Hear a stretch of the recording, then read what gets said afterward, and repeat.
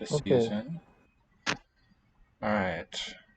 O pescoço. Pescoço. Interesting. O dente. O dente. O dedo. O dedo. What do you reckon is the source of the word for finger? Dedo. And what can we learn from it? Dedo. Digit. Good. Digitus. Digitum. Digitus. And we note that the g dropped out. And the t toward the end has voiced. These facts are probably connected. Dedo. Oh. O pescoço. What's interesting, it was digitus, so it had an oo vowel at the end. Final dental consonant after the S dropped off. And then that oo vowel lowered to an O, and then it's now raised back to an oo. Remember that it reflects the accusative, but yeah, it kind of bounces back and forth. In fact, the older Indo-European form of that ending was like you have in Greek on. So it went from to in the spell, to o, to u, bouncing through the millennia. Never straying too far. O dedo. O dedo, the finger. Aí, meu pescoço. Touch my neck. Pescoço. Eu lavo meu cotovelo. Eu lavo meu cotovelo. So, Cotovelo. cotovelo. My elbow, cotovelo spelling. Let's find out. Elbow.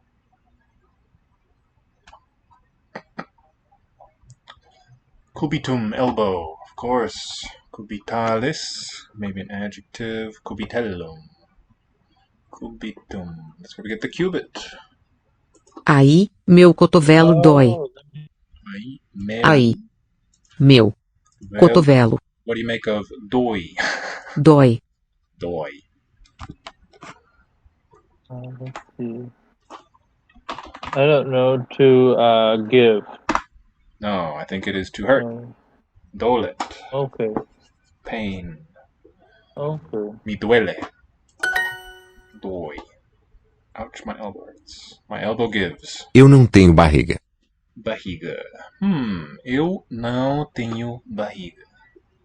Eu não tenho barriga. I have no belly. Barriga. That stinks. Ele tira o dedo do nariz.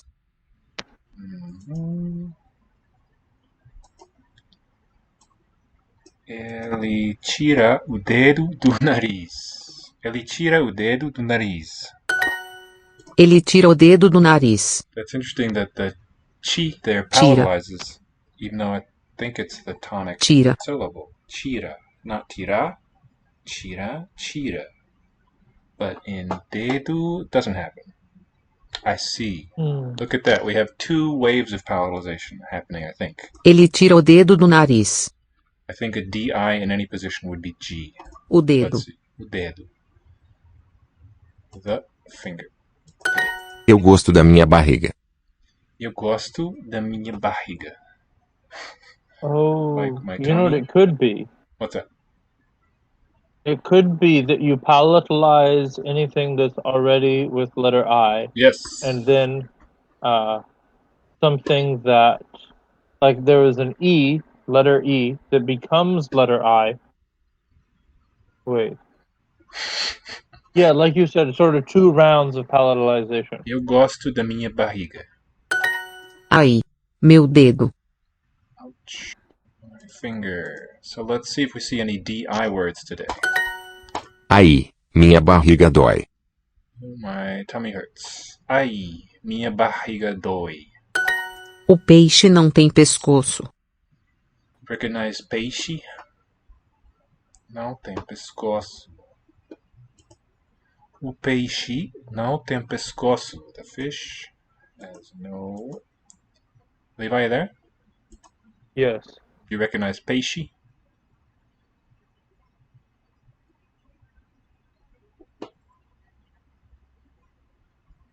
Yes, no, maybe? If you can hear me, I can't hear you. Dedo would miss out on. Okay, yeah, it would. The E has not risen, and I guess it wouldn't because it's stressed. Dedo, exactly. That prevents the raising of it.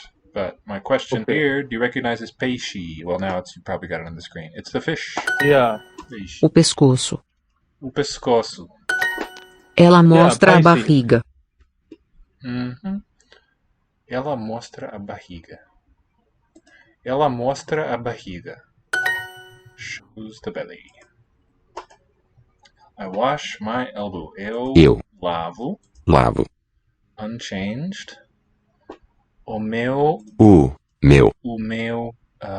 cotovelo. Cotovelo. I think the medial O, that second O in the word is also raised. Sounds like. Ouch. Aí. Meu. Okay, here we don't need the article. Meu cotovelo. Cotovelo. Cotovelo. Dói. Dói. Open O. So, welcome back to Language Institute. I'm your verb ally. We're joined by Levi up in Denton. Hello. And we're going to be doing some Portuguese alongside German today. And if any other requests come up, we will do those too. And if you're not familiar with us with Lango Institute in Dallas, the languages that we teach are conveniently collected here. Oh, and let me also draw your attention to our lovely books that we've put out. There's 2 for Korean learners. And we've now got notebooks for several languages, including Chinese, Korean, Japanese. Spanish is available. Those are available now, these illustrated covers. And the Portuguese one we're still working on, any day now. Okay, so the languages we teach are... How do I show it? Okay, click the person icon. English, Korean, Spanish, Chinese, French, German, Japanese, Portuguese, and Italian. And we'll finally have a course of Portuguese lessons starting up next week, I think. So in honor of that, some Portuguese today. In the meantime, though, Levi, you want to get us started? Well, maybe to start with, let's look at any questions from the Aurora text today. Did you say you had any? I forget. I guess there were a few things I still didn't know the case, so I just kind of wanted to look at your comments on there and go over them with you. Nee, let's do that. Aurora Australis über dem Südpol. And is this like a news or a popular science? Yes, it is. It's from this website, wissenschaft.de. Great. Which has science and is in German, I guess.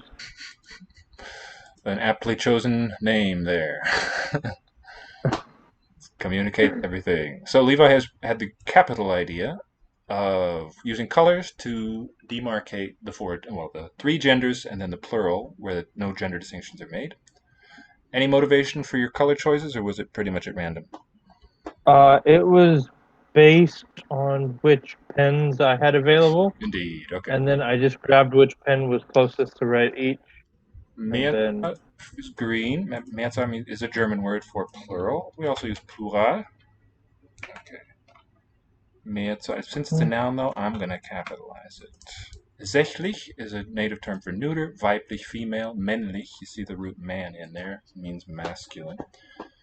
And that's, in this language, all nouns are sorted into those 3 genders or their plural, which they'll still have their gender, it's just not marked any particular way. And the other great thing he's done is he's using different sort of font modifications for marking cases. Bold for the nominative, which is the one that's required in every sentence. I think bold's a good choice.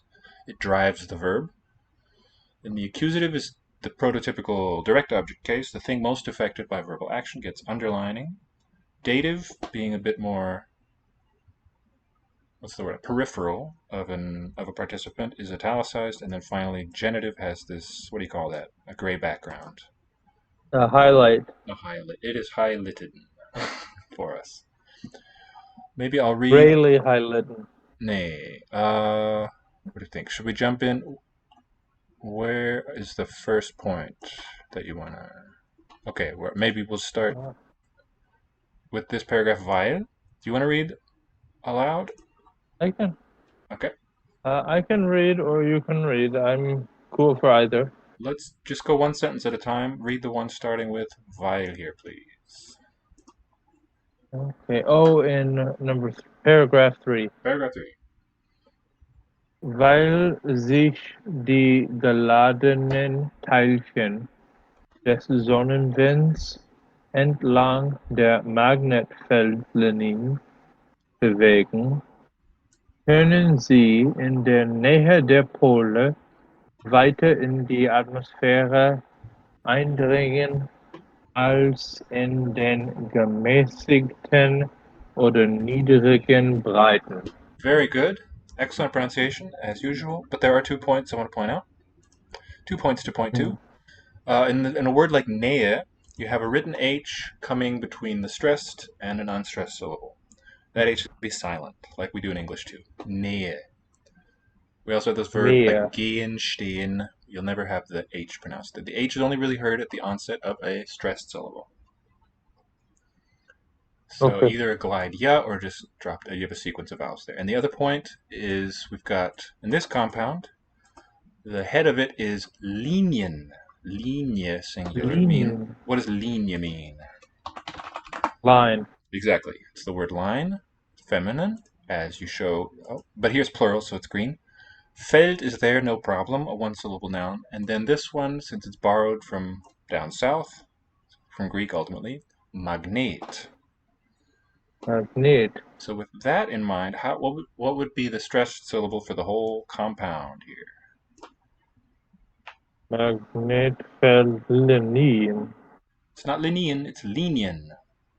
Linien. Right, but the main stress is on the net. Magnetfeldlinien. Magnetfeldlinien. Genau so. Magnetfeldlinien. Okay. And our cases. Nominative, die geladenen Teilchen, the charged particles. They are the subject. Sich. Okay, now let's find our Klammer. Satzklammer. Starts with sich and bewegen. So it's a reflexive verb, even though the parts are really far apart. What does sich bewegen mean? Oh, I don't know. I really like this verb because it's built on a noun. The root there is weg, the way. And we don't have a verb wegen. We only have a prefixed derivative. Bewegen is to move. To move. And sich bewegen is intransitive, to move oneself, literally. But we just say move for both transitive and intransitive English. If you're moving a thing, it's a transitive. Ich bewege das Buch. And if you're the only participant in the action of moving, you say sich bewegen. Ich bewege mich. Okay.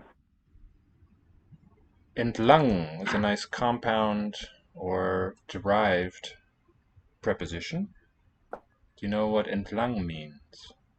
Like along. Yes. Okay, good. Cognate of that. In der Nähe der Pole weiter in die Atmosphäre eindringen. What's this lovely verb mean? Eindringen. Oh, I don't know dringen. I know drücken and I know bringen, but not dringen. You can't just, right, you can't reason, can't triangulate the meaning that way, I'm afraid. To intrude, to penetrate. Okay. That's dringen or eindringen? Eindringen. Good question.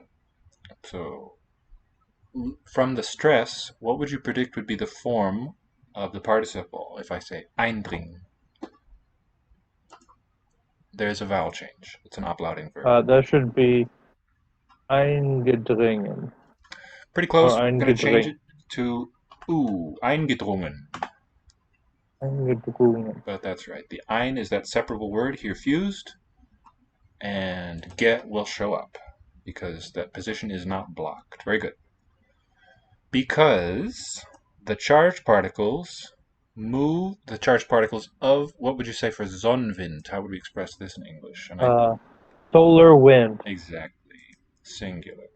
The charged particles of the solar wind, because they are moving along the lines of the magnetic field, comma, können sie in der Nähe der Pole weiter in die Atmosphäre eindringen, als in den gemäßigten oder niedrigen Breiten. What is Breite generally? Capitalized. Die Breite. Based on the adjective, breit.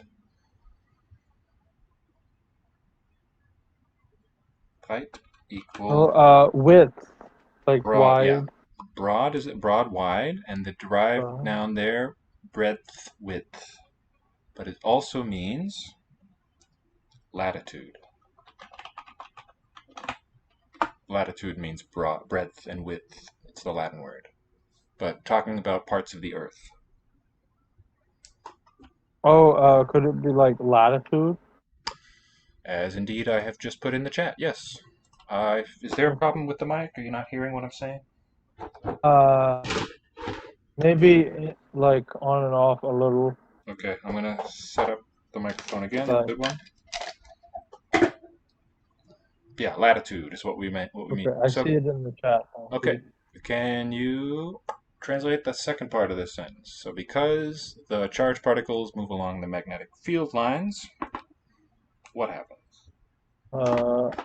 They, in the proximity of the pole, begin in the atmosphere, penetrate as in the gemäßigten and niedrigen latitude. Gemäßigt means temperate. Niedrigen means niedrig means low. So I think near the equator is what it means. Lower numbers for those. Okay. All right. Now, what about vita? I didn't hear a translation for that. And let's find a good English word. That's again. Sorry? Vita is again. I'm afraid it is not. You're thinking of vida. Vida and vita are different words. No connection. Well, they look a lot alike. I guess. Vita means further. Vita. Okay. Right, it's a comparative. Further. Maybe, do you want to take a couple minutes, put that in, polish it into a nice sounding English sentence, and meanwhile I'll continue here. Okay. And Ela vai à fazenda. let me know if there's anything you'd like illumination on, any points. Ela vai à fazenda. Ela vai à fazenda. A fazenda. Vai goes from vadit. Oh, you know what this is? This is a fusion of the preposition a and the article a. To the. How cool. And listen to how prominent that fused word is. Ela vai à fazenda. Vai à fazenda. To the. It's really two vowels. It's a sequence a. And it's spelled with a grave.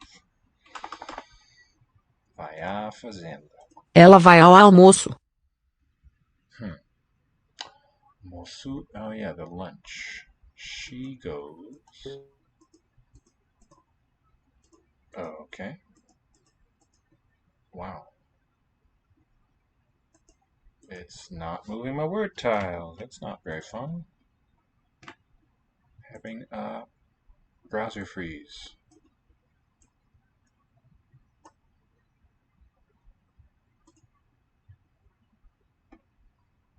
Levi, can you hear me? I'm sorry? I just asked if you can hear me. It seems you can-ish. Okay. Not terribly clearly, but I've got a frozen browser window. Try hitting refresh. Oh. I just have a ghost one there. Okay. Ela vai ao almoço. Ela. Ela vai, she goes. Ao is the fusion to the lunch. Seems to work. Good. Ele mostra o relógio aos homens. Relógio aos homens. Ele mostra o relógio aos homens. Ele mostra o relógio aos homens. Relógio aos homens. Homens. He shows the watch, the clock, to the men. Watch or clock, yeah. Ela dá comida aos meninos. Ela dá comida aos meninos. And this dá, I think, that single vowel represents a fusion of the stem vowel and the ending. Ela dá comida aos meninos. Ele vai à fazenda. He goes to the farm. Fazenda matches the Spanish word hacienda. Ele chega às 8. Ele chega, that's llegar, às 8. At the 8, that's he arrives at 8. Ela vai à fazenda. Ela vai, Ela vai goes à to the farm. fazenda. Ela dá água ao cavalo. Ela dá água ao cavalo. She gives water to the horse. Eles chegam ao restaurante. They arrive at the restaurant. Eles chegam ao restaurante. Ela paga ao menino. Pays to the boy. Ela paga ao menino. Ele faz uma pergunta às meninas. Pergunta with metathesis. Ele faz uma pergunta às meninas. As meninas. She makes a question to the girls. She asks the girls a question. Ele faz uma pergunta às meninas. Ele, he does, asks the girls a question. Nós vendemos o carro às mulheres. We sell the car to the women. Nós vendemos o carro às mulheres. Alright, because the charged particles of the solar wind move along the magnetic lines, yeah, they can penetrate further into, we might say, the atmosphere.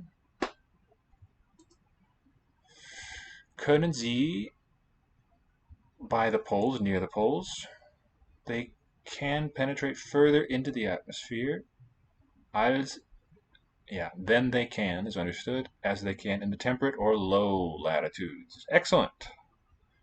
Let's read the next one. Take it away whenever you're ready. Okay. Let's see. Sie kollidieren mit den Sauerstoff- und Stickstoffatomen in der Luft und regen diese vorübergehend an. Remember not to pronounce that H as an H. Vorübergehend an. Much better. Good. You left out the T in Stickstoff. Sauerstoff, Stickstoff are Stickstoff. names of elements. Do you know which ones? Let's see, the sour one and the stick one. I don't know. Sauerstoff? I know Stoff is element. Yeah, Stoff is stuff, an element. Sauerstoff is oxygen. Okay. And Stickstoff, sticken means like to, what's the word? Not drown, but you just can't breathe. There's a word for that. It's not coming to me. Suffocate, to suffocate. Lovely name for an element. It means nitrogen, I think. It's been a while since I thought about elements. Let me just double check on that. Well, that would make sense since nitrogen and oxygen are the two most prominent elements in the atmosphere air. Are they more prevalent than hydrogen? Seems incredible. Yes, hydrogen is the most common across the universe, but within atmospheric air, it's like 70% nitrogen, 30% oxygen. Amazing. Okay, regen an. We have a bracketing thing there. See, kollidieren, that's just a one-word verb. And then the mit part is important for the verb this meaning. first up until Luft is easy. Say again, please. This first clause up until Luft is pretty straightforward. Yeah, take it away. So they collide with the oxygen and nitrogen in the air. Atomen. Stickstoffatomen. Atoms. Yes, in der Luft. Und regen diese vorübergehend an. Regen has a long one, long vowel. Regen is to rain. No, that's regnen. Oh.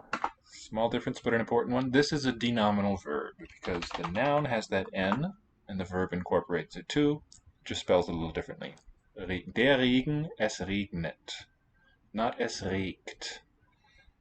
Anregen. It's one of those separable, fused or separable cases.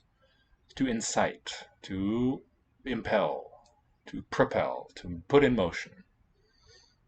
So we could use incite or something like that here. I don't know what a chemist or a physicist would say.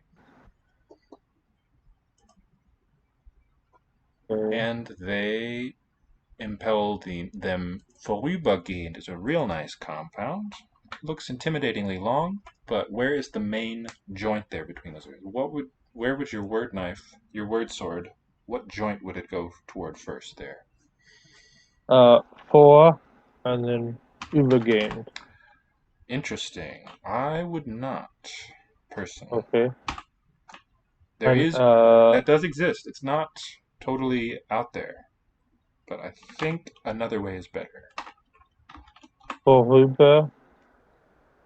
Gehend. That's right. What does the ending END on the verb there tell us? Gehend. What does that mark?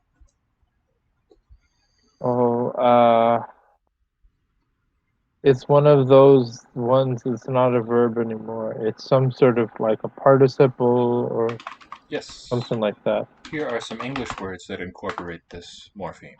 Friend and fiend. Present active participle. So it's like our going, the ing ending. And vorüber, compound positional, vorübergehen.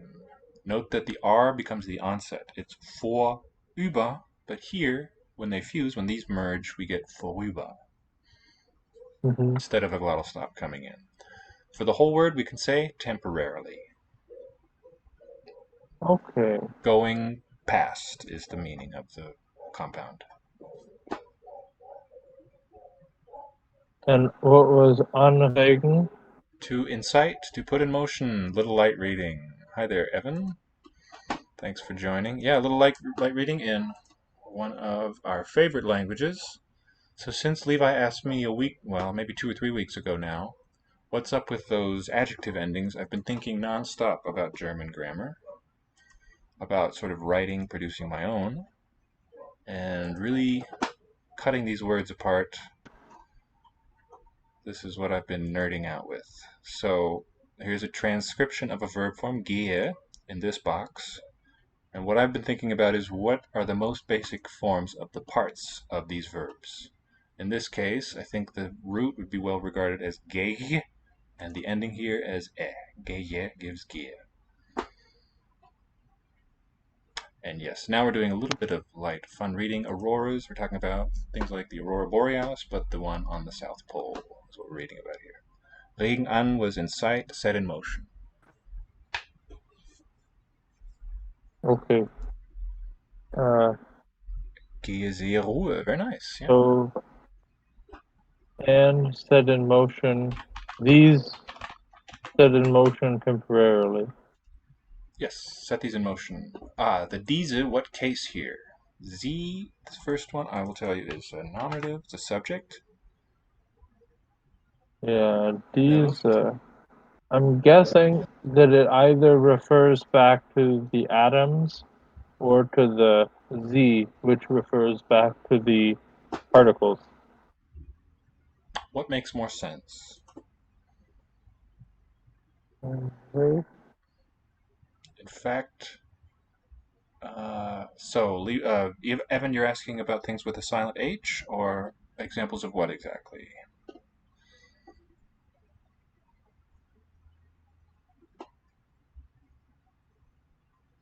Other endings from the chart. Okay, let's spend a moment there. So what I've done is collect all of the single word verb forms. None of that bin gegangen and so on. Those are compound tenses. That's not as interesting for me at the moment. So Präsens here, using abbreviation. Ich gehe, du gehst, geht. Scrolling down for the plural. Wir gehen, ihr geht, sie gehen. And again, root on the left, ending on the right. Then we have Präteritum, preterite or past tense. Here we get some changes coming in. It's still the same root, so I still put gehe, and it still has the same ending, but there's this other thing coming in that turns it into the past stem. What happens is the vowel letter E gets replaced by the letter I, by that vowel quality, and an N gets inserted, and that reacts with the gamma to give us an eng sound. Ging or ging. Gingst, ging, and so past. Then we have the two subjunctive to talk about things that are not real. Konjunktiv, where we say that he goes, would be gehe, not geht. Konjunktiv 2, similar function. Ginge here, different from ging. Oops. And those have plural forms below, and then we have a couple special things like the imperative, the command form, geh or gehe. The infinitive has this ending, gehen. And my favorite one, the participle,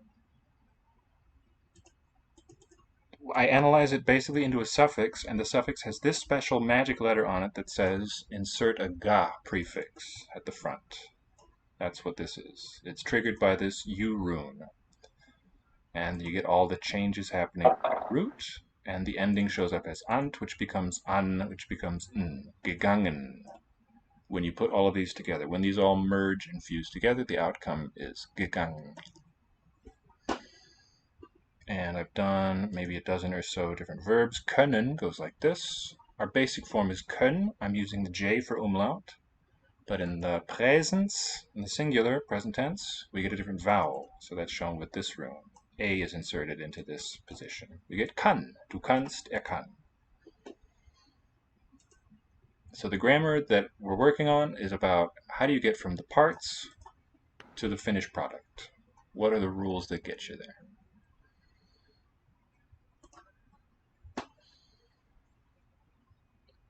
A lot of fun stuff happening in German with sound changes. Here's some. What are we looking at here? This is also verbs, some nominal stems. Yes, that's right. I was kind of talking a little bit about it at Lango. Here's some different plural forms. There's great diversity in the plural endings, but I've devised a way to get them all from a single basic thing. Some things add an N, and that's marked with this little hook on the letter. Name has the plural Namen. House, however, gets Häuser, and so on. Still in progress. We just started it a few weeks ago. All right, where are we here, Levi? With oh yeah, we were talking about diese. What case and what's the function? What's it referring to? It could be and I the said Teilchen or probably it is the atoms that then get started into motion. Yes. In fact, a subject pronoun could not show up in this position. Okay. Sie kollidieren und diese regen vorübergehend, da da da. You'd have to name the object separately. Regen diese an. Exactly. Let's read the next one. Eu vou aos dois Wenn die restaurantes. Atome wieder in den Grundzustand zurückfallen, Very good. geben sie die Energie dann in Form von Licht unterschiedlicher Wellenlänge ab, die Aurora entsteht. Sehr gute Aussprache. Excellent stress placement in the right place. Energie gets it at the end. Zurückfallen has it here on the additional part. Now this phrase is tricky. The one that's kind of it's got the comment bubble hanging off it. It's a phrase that English doesn't quite. We can't quite do it the same way as German. Let me help with some brackets here. Wenn die Atome wieder in den Grundzustand fallen. In den Grundzustand fallen. Now this wieder here, what does it mean? This is again. That one means again, that's right. It's different than weiter, Exactly. which means further. Exactly right. Geben Sie, that's our subject, and it's a noun phrase. Die Energie is the object, a noun phrase. Dann is a time word. It's talking about the sequence of things. It's not part of any noun phrase. In Form von Licht. Unterschiedlicher Wellenlänge. We're looking at two different cases within the same phrase. Isn't that nice? Ab. Geben ab is the verbal bracket, die Satzklammer. So, geben, I'm sure we know. It's to give. What does abgeben mean? Is abgeben to give out? Give out, or maybe we might say give off. Yeah, that's it. So, Give off. compositional meaning here. It's not anything To idiomatic. emit. Emit. Yeah, that's a nice one. Which is kind of calc-like. Emittere in Latin. Sending out. But that's to send instead of to give. Indeed it is. But it's also a compound with a positional form in first position. So, what we need to talk about, in Form von Licht unterschiedlicher Wellenlänge. These two words, unterschiedlicher Wellenlänge, are a noun phrase within this noun phrase. Form von Licht. In form. Okay. Actually, we've got three noun phrases going on here. And let me do a change to make it easier on our eyes. I'm going to increase the line spacing. Okay. There we go. Wenn die Atome. Oh, now it's all pink. Oh, if we just approve the change, it'll go away. Okay. Wherever that is. Line spacing, there, got it. 19 times. Okay. Wenn die Well, I think Wellenlänge probably means wavelength. Wavelength, yes. That is correct. Unterschiedliche. I'm guessing that the stem of this, or the root, is a verb scheiden, perhaps? Yes. But I couldn't tell you what that means. We need to know what unterscheiden means: to distinguish, to differentiate. Unterscheiden. Okay. Distinguish. So, distinguished wavelength. Different, diverse. Different. Well, you can just say different here. Unterschiedlich. Okay.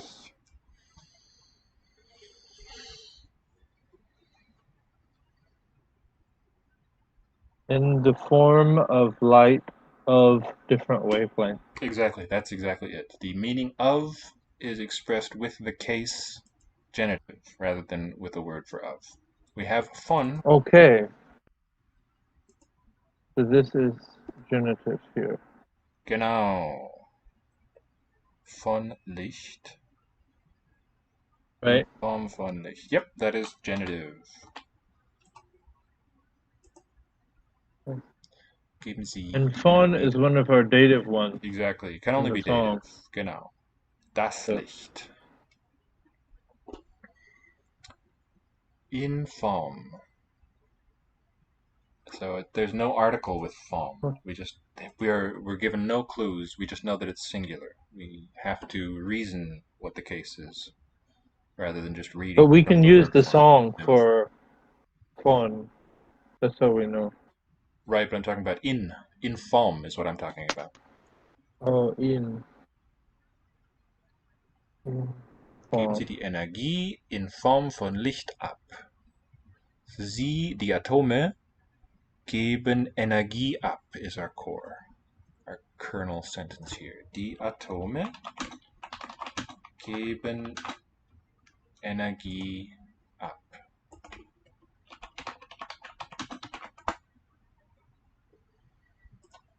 Okay.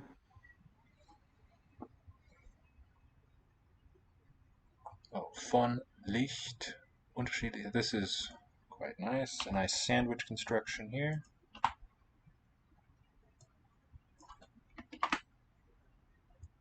Licht unterschiedlicher Wellenlänge is a noun phrase with a smaller NP inside of it. Von Licht, gotta be dative. This form is also dative. Okay. Because in is used statically, not dynamically. No, wait, what is the gender of form? Deform. Because, it's not dative. Yeah, usually it aligns with the Latin. There's a few cases, but forma in Latin, feminine, it gives a feminine noun in German.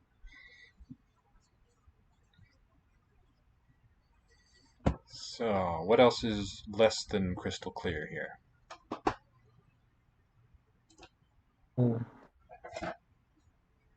Okay, I think that's pretty good. Right? Let me try to compose a Yes. nice English sentence about it. Gather your thoughts there. Good.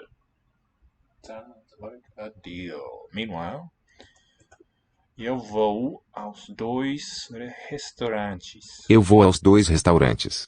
Dois. So in Brazilian, it doesn't palatalize, but I think Dois. it's dois in Portugal. Eu vou aos dois restaurantes. Both. To the two restaurants. Ele dá peixe à menina. He, always doing that, he gives a fish to the girl. Ele dá peixe à menina. Ah. Ele fala do tubarão à menina. He speaks of the shark to the girl. Ele fala do tubarão à menina. Ah. Talks about the shark. Tubarão. Oh, it's an augmentative. Is probably what that suffix is. A big one.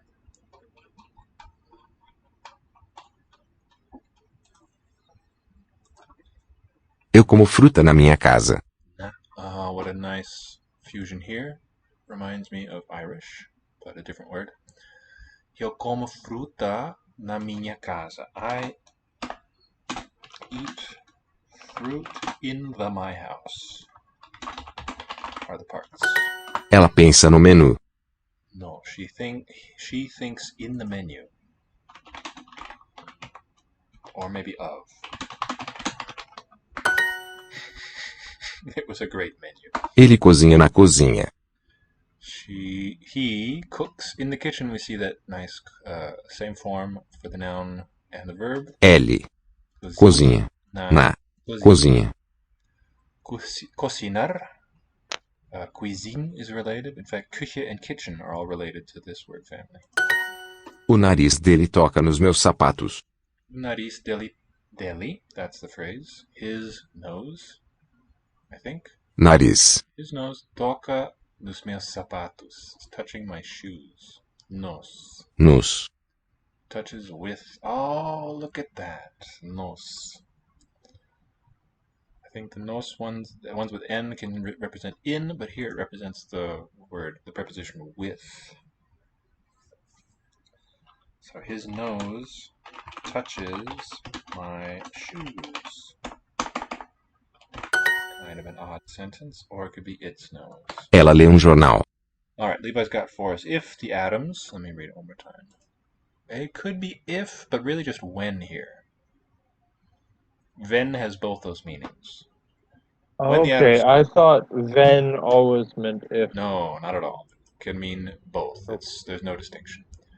Wenn die Atome wieder in den Grundzustand zurückfallen, geben sie die Energie dann in Form von Licht unterschiedlicher Wellenlänge ab. Die Aurora entsteht. When the atoms fall back down to the ground state, pretty much, they then emit the energy in the form of light of differing wavelengths. In the form of light of different or differing wavelengths. It's very nice. Zurückfallen, when they fall back to, I don't know what the physicists would say, when they recess, but yeah, fall back down is very close to the German verb there. Another tremendous job.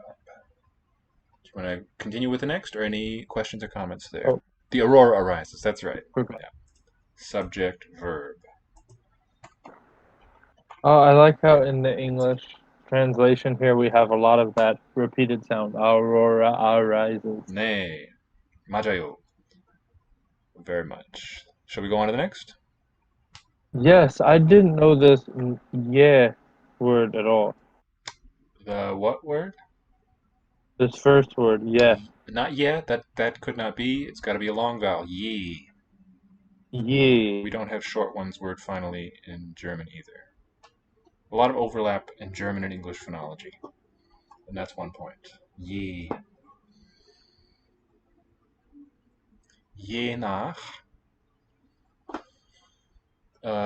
means according to. Nach is after. Okay. Mm-hmm. According to. According to our. No, I don't know. This word art can't be art because the word for art is Kunst. I mean, languages do have synonyms, but this art means Oh, kind. The art, okay. kind. Yeah. But let's hear it first. Whenever you're ready. Je nach Art der angeregten Atome und der von ihnen angestrahlten Energie kann das entstehende Polarlicht verschiedene Farben und Formen zeigen. Very nice. Just one stress thing, Polarlicht there. Polar. Polarlicht. Yeah. Okay, another point to keep in mind, it's something that's going to happen in just about every sentence, is these weak syllables with the letter E. Try to reduce the vowel further. Der angeregten Atome, der von ihnen angestrahlten Energie, verschiedene Farben und Formen. Yeah, it sounds like you're, like you're on stage as an actor or something if you say Farben und Formen. If you want you want to have a conversational style, you're going to reduce those vowels down. And in a case like zeigen, the n assimilates to the place of the stem final. So it's going to be an eng sound here. Zeigen. Zeigen. Genau so. All right, what words are less than crystal clear here? Je nach Art, according to the kind. Angeregt. No, this word We saw. angeregt does not mean they're angry. Oh, it looks like it's got anger in it. No, we saw anregen a little while back. It's still there in the chat. Oh, To yes, incite, yes. to excite, to propel. The excited. Yeah. Charged, maybe. What's the word? Or Atome. the electrons. You got the case. Der angeregten Atome.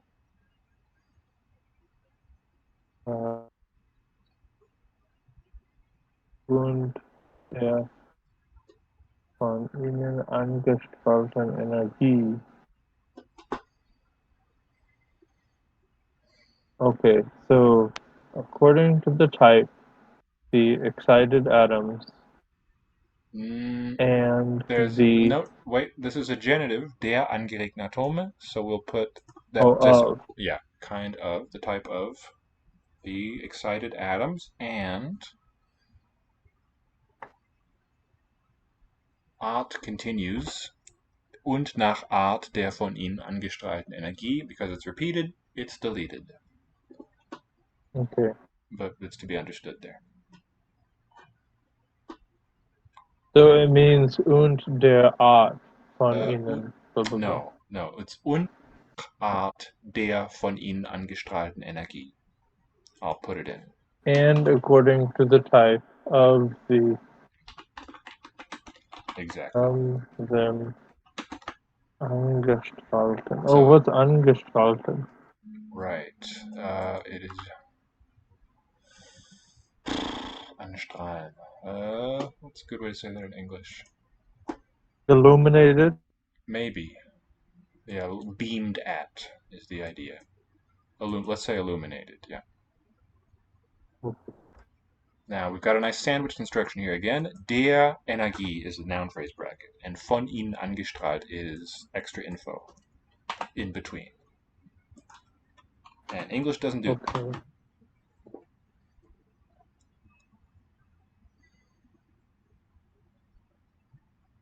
Actually, the von ihnen is prepositional, but this is really verbal in between here in a participle. Von ihnen is like a by agent, by whom it's done.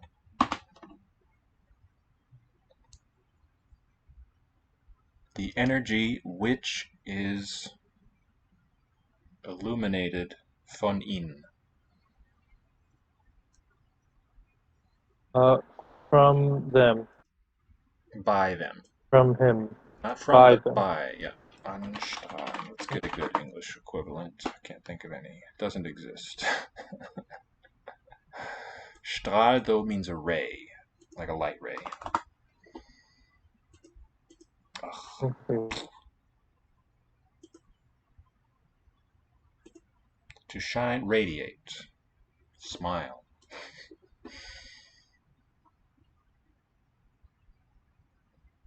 Je nach Art der angeregten Atome und nach Art und je nach Art der, we could repeat the je there too, why not? Und je nach Art der von ihnen angestrahlten Energie kann, sets up a bracket, zeigen.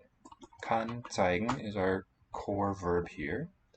That's right. Das entstehende Polarlicht is the subject, nominative, verschiedene Farben und Formen, object, accusative, zeigen. Good.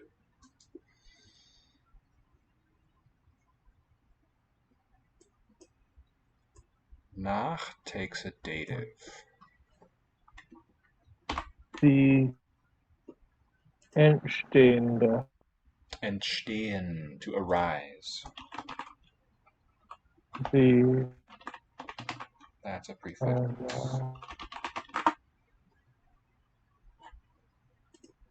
Entstanden is the participle. So take it, yeah, let me know what's difficult and we'll get a nice polished sentence from it. Ela toca nas minhas orelhas. Ela toca nas minhas orelhas. She is touching with my ears. She touches my ears. Ela pensa nos cavalos. Ela pensa nos cavalos. Thinks, maybe with there is the underlying preposition. Nos. Of about for. She thinks of the horses. Ela pensa nos cavalos.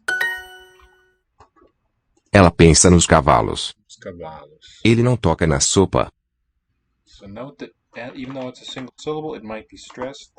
This NOS has a light, is tonically light, no stress on it, and so the vowel raises nous. It's a fusion of preposition with the definite article. Ele não toca na sopa. Ele não toca na sopa. Toca, listen to the different O qualities here. Toca, more open. Sopa, more closed. He doesn't touch with the soup. He doesn't touch the soup. Ele pensa nos meninos. He thinks of the boys. Ele pensa nos meninos. As palavras na carta são minhas.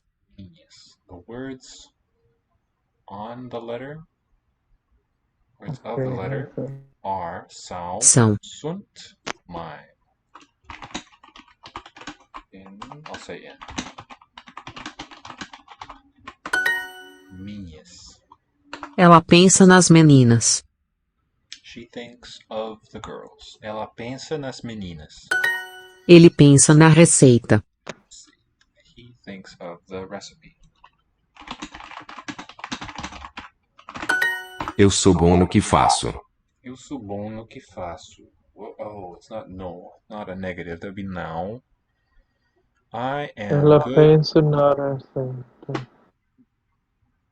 Say again? Oh, you just did this something. Yeah, a little out of sync there. Yeah.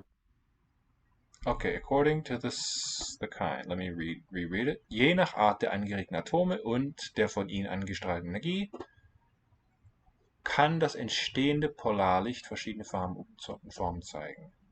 According to the kind of excited atoms, yeah, and according to the energy that is illuminated by them, it's not by them. The energy is illuminating them, is irradiating them.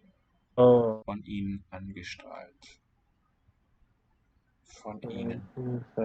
Oh no, it's by the atoms. Wait. Der von ihnen angestrahlt.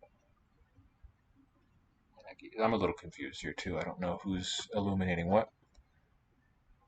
Well, the energy is coming from solar light. Der von ihnen angestrahlten Energie. Anyway, the arising polar light can show various colors and forms. Yes, we might, it does literally say show, we might say take in English for this, in this instance. They can take different colors, take different forms, especially there. But you got it. Okay. According to the kind of Should we do examinations, forms as shapes? I see no difference really. There's Oh. no, the word for shape in German is Form. What else can we have? I mean in the English if we should use shape. Should we use take 6 of one, half dozen of the other, I think. Let me get a translate tab. Let me say shape.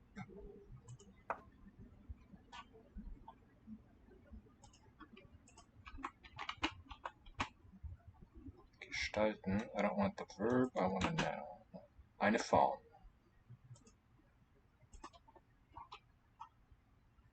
No different. Just like with wenn covers when and if, this word form covers form and shape.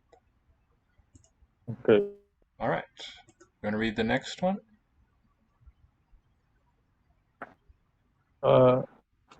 Typischerweise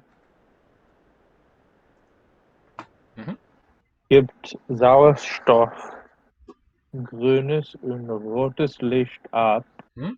Stickstoff blaues und violettes Licht. Sehr gut. And you recognize that those are separate noun phrases parallel to the first clause here. The verb, because it's repeated, is just left out. What do you make of, by the way, great pronunciation and great stress there. What do you make of typischerweise? Typically why? Yeah, typically.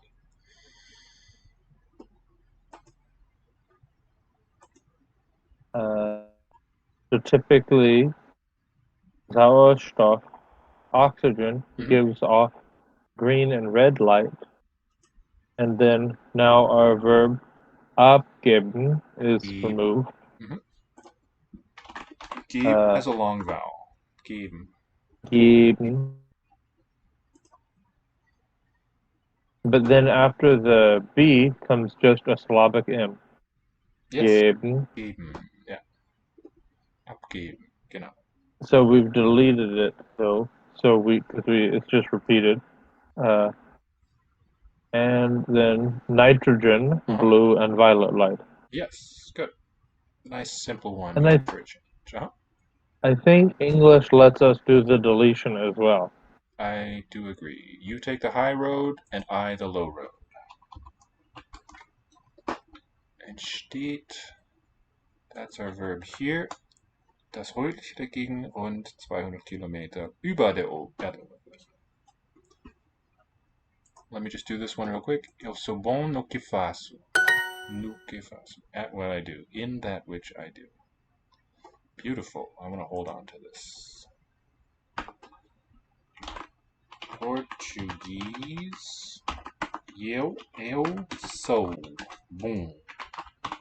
Bom. No que faço. Que faço. In that which I do.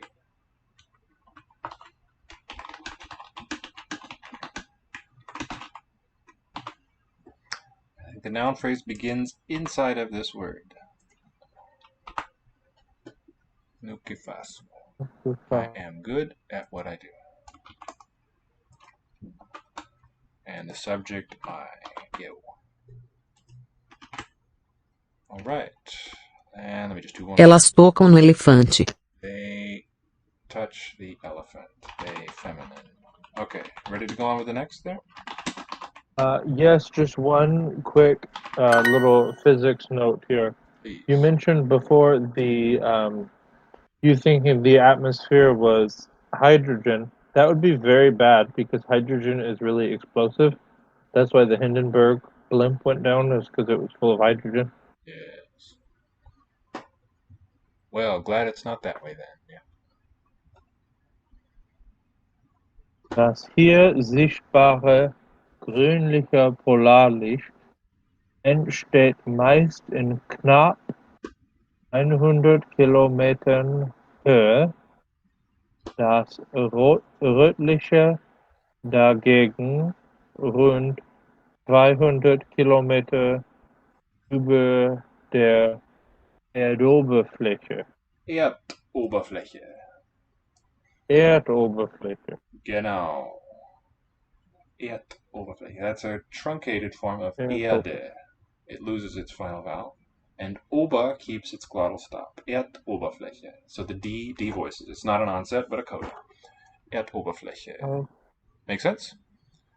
Mm-hmm. The only other point to note is that the ENT prefix on the verb is never stressed. Entsteht. Entsteht. And what does entstehen mean again? Did I say it's stressed? I believe so. To arise. To arise. Good. Das hier sichtbare grünliche Polarlicht. Another one of my sandwiches. We've got das What is Polarlicht. sichtbare? Sichtbar. Great question. The root in it is kind of disguised. Is sehen. It has the abstract like noun English sicht. sight. Sight, exactly. See and sight. There we see the close relatedness of these two languages. So Sicht exists as a noun, but more common Gesicht, meaning face, originally meant sight. Get out of my sight, get out of my face, maybe was the pivot there. So Sicht is the abstract noun, and sichtbar, sightable, means visible. Okay. The here visible greenly polar light. And so to put that in good English, Please. I'm just going to use a relative clause. That's an The excellent polar light that is the green polar light that is visible here. Mm-hmm. We might translate the Licht with ish, the greenish polar light. That is visible here. Entsteht meist in knapp 100 Kilometern Höhe, das rötliche dagegen rund 200 Kilometer über der Erdoberfläche. Ela acha a resposta nos livros. Arises mostly in knapp of 100 kilometers. Knapp is, I think, barely.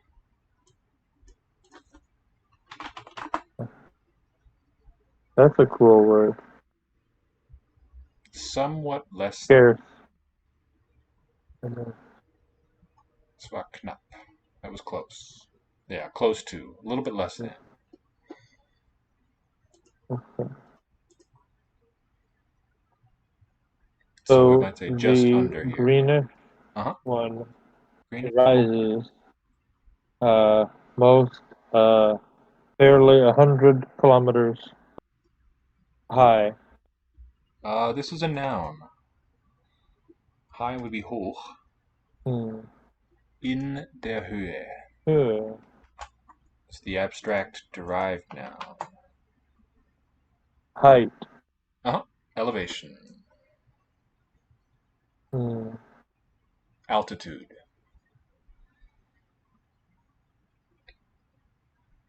All right, and the second, okay, meist, we say most often, usually, something like that. And when we have das Rötliche dagegen, what has been left out here? Polarlicht. Polarlicht, genau. Dagegen, and then a verb is left out. Which one? Entsteht. Entsteht. Meist might also be repeated. Rund 200 Kilometer über der Erdoberfläche.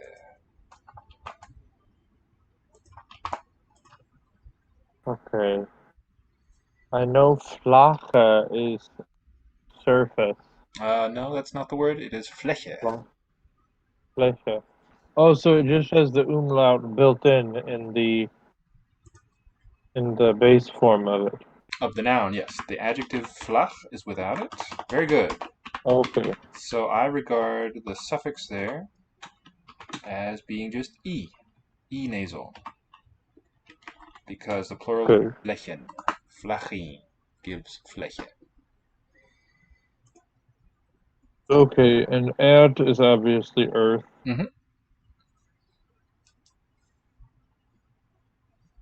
So the Earth over surface, which can mean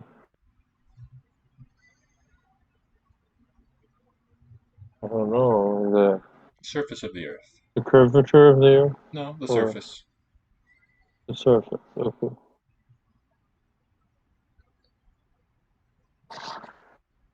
So the red light is higher, all the way up at 200 kilometers. Yeah, but that's not what the sentence really says. It arises there. Über. Now, über die is in the dative case here. Why? I mean, it governs the dative noun here. Why? This last one, über.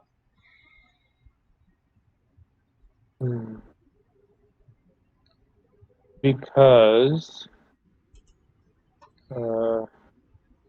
there is no movement. It just arises there. That's right. It's not Right? telling us exactly, not motion into a place, but something taking place entirely contained within it. So static rather than dynamic, which means dative. Very good. Let me do a little bit more Portuguese here. Acha. Okay, let me try to make it nice. Sounds good. Sounds like a deal. Ela acha. She finds the answer in the books. Ela acha a resposta nos livros. Nós comemos peixe no almoço. We eat fish in the lunch, I think. Almoço.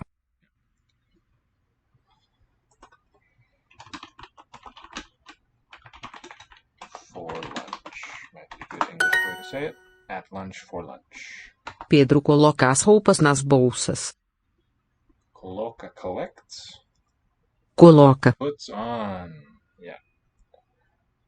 Pedro coloca as roupas nas bolsas. Puts the clothes into the bags. Pedro coloca as roupas nas bolsas. Pedro coloca as roupas nas bolsas. Coloca. Pedro coloca as roupas nas bolsas. Spanish? Pedro. Yeah. On a scale of 0 to 10, where 10 is native speaker fluency, I'm at maybe a 4. I don't know.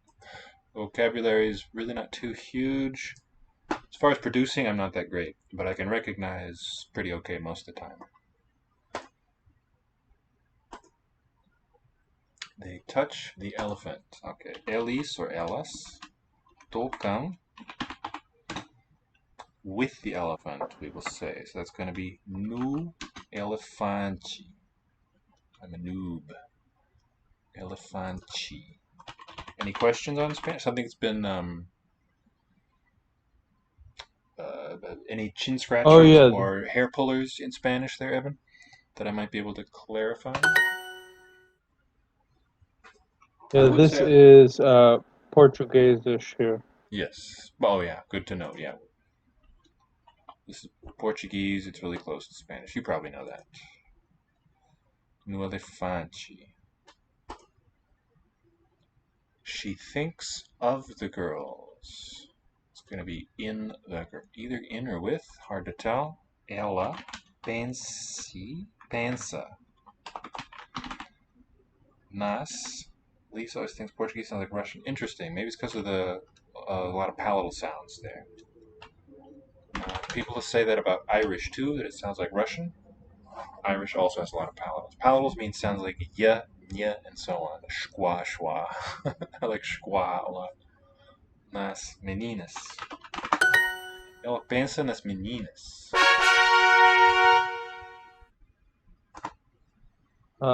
I personally feel like the dialect of Portuguese spoken in Europe, European Portuguese, sounds more like Russian, and then the Brazilian one sounds less like Russian.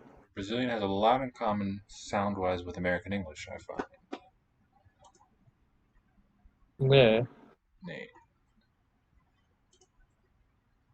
What are the differences? Are you talking about Portuguese Spanish or European versus Brazilian Portuguese?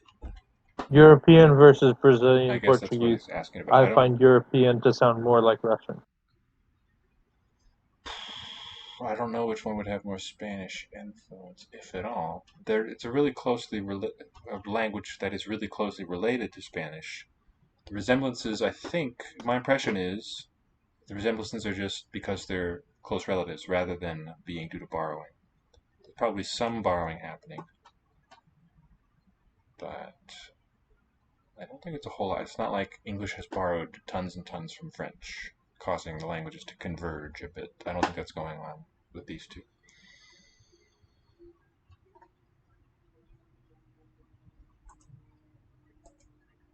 O homem espera pela carta. Homie. Spanish has hombre, with a B coming in. The greenish polar light. Alright. Das hier sichtbare grünliche Polarlicht entsteht meist in knapp 100. Actually, entstehen. The place where it happens is pretty important. I'm going to include that with the verb. Entsteht meist in knapp 100 Kilometern Höhe. The greenish polar light that is visible here arises barely 100 kilometers in height at an altitude of, we could also say, the reddish, however, their English, it doesn't sound as good to gap it. The reddish light, I would want the noun again, around 200 kilometers over the Earth's surface. That's the idea. Very good. Arises there. Okay, you ready to take on the next one? Why not? Why not? That's the spirit. Aufgenommen hat diesen Schnappschuss der Polarforscher Hola.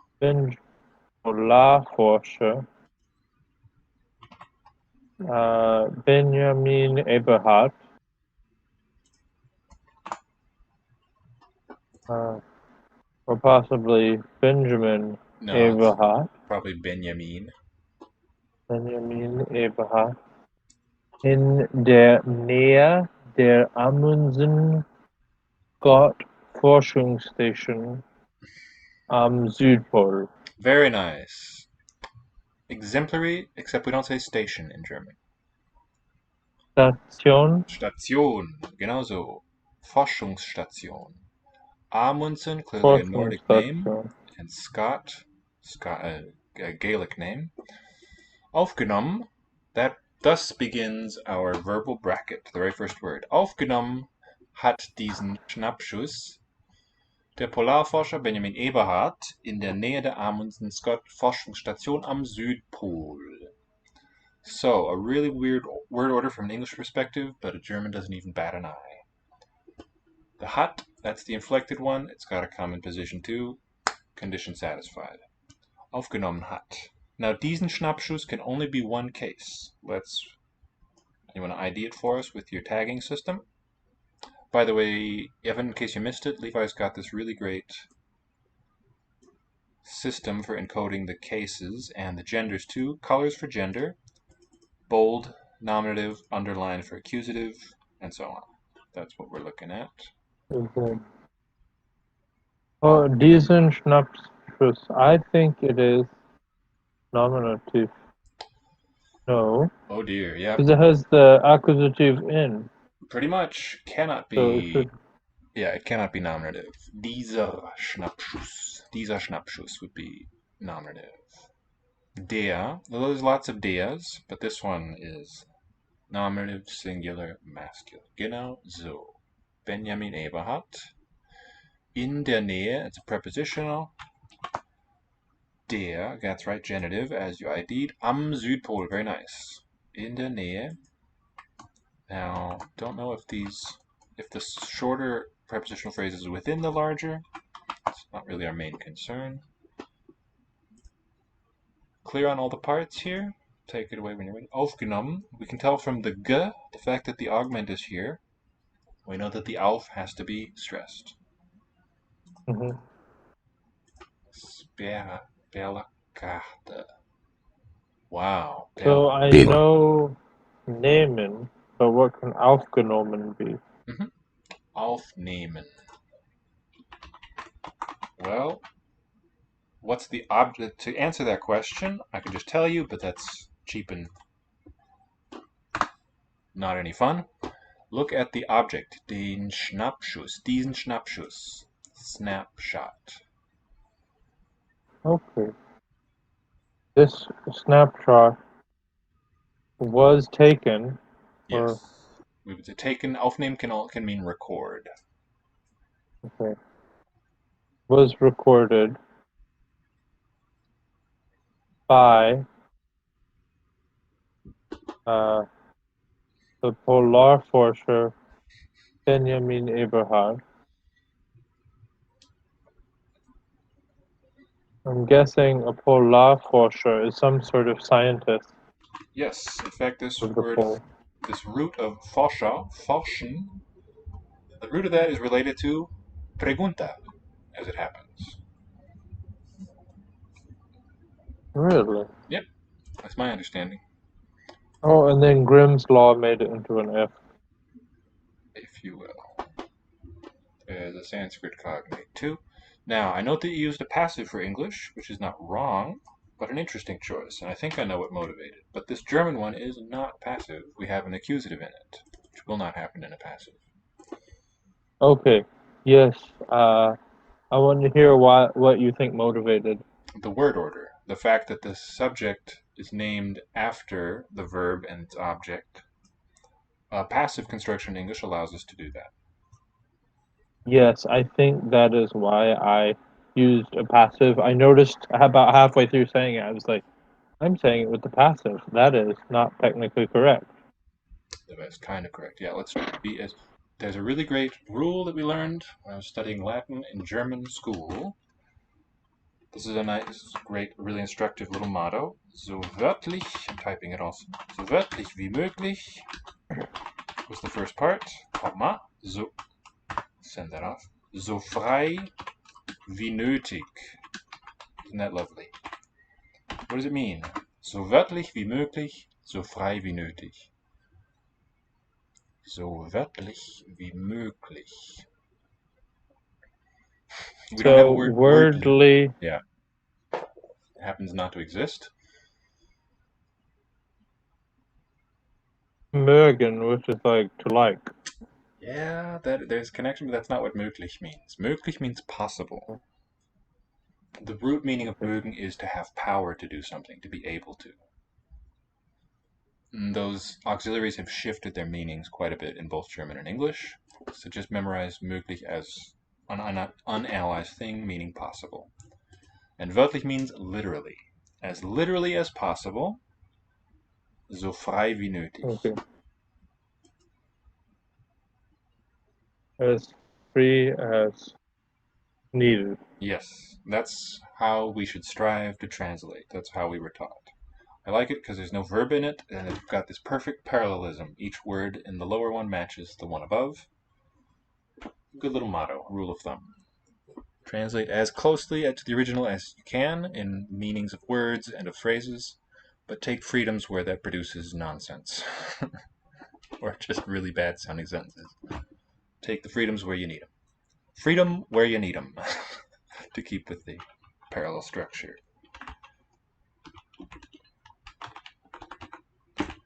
Where you Uomo espera pela carta. The man is waiting for the letter. Waits for the letter.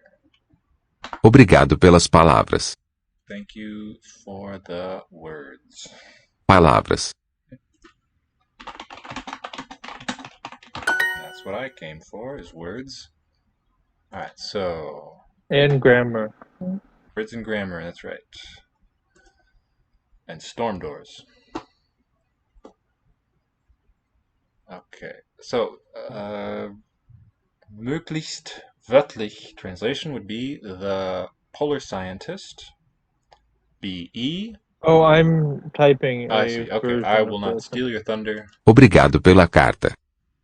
Obrigado. Obrigado. Pela Agrees with carta. gender. Thank you for the. So, what is the. Is it pro? Is that the preposition underlying it there? Pelu. And Portuguese. Per lo. Or it can be por u. Per or por. Or pelah, to remove hair. The polar researcher Benjamin Eberhard recorded the snapshot in the proximity. Yeah, in this case, I think the English word vicinity works better. But yeah, near to the Amundsen Scott research station at the South Pole. Excellent. Oh, so this Am Südpol might actually be in there with. Bitte. I thought the word vicinity and typed the word proximity. Is that it's close in meaning, right? They are close in meaning. Closeness is the root meaning there. But proximity has a different connotation to me. Yeah, it's very minor detail, nothing major. No, so similarly to how we had Höhe and in the last one, got Nähe here, abstract nouns. In English, it might just sound better with a plain adjective, near the North Pole, or preposition, whatever near is. It's kind of both. Two more sentences. I thought of that, but I guess I was being a little bit more wörtlich. That is what I recommend. Whenever you're ready on the next one, go for it. Eu espero pelos meninos. I'm putting that translation phrase in my notes. Oh, good, yeah. Okay. Yeah. It's instructive. We can. Another nice thing about this motto is we can analogize. We can form similar thoughts. We can express similar ideas with the same sort of pattern. Parabéns pelo jornal. Pelo jornal. Parabéns was welcome. Zeigt eine Parabéns. mehrfarbige Aurora australis. Oh, am I talking over your Duolingo? That's all right. I mean, that's kind of how I've set up this stream. I don't mind, but let me rejoin you here. One more time, please. Zeigt eine mehrfarbige Aurora australis und eine über der Antarktis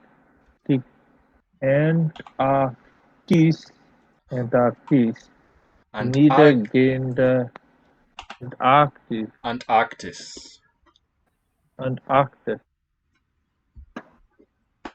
Niedergehende Sternschnuppe. Sternschnuppe. Yeah, I don't know this word actually. But, okay, another long, complex noun phrase with a sandwich structure.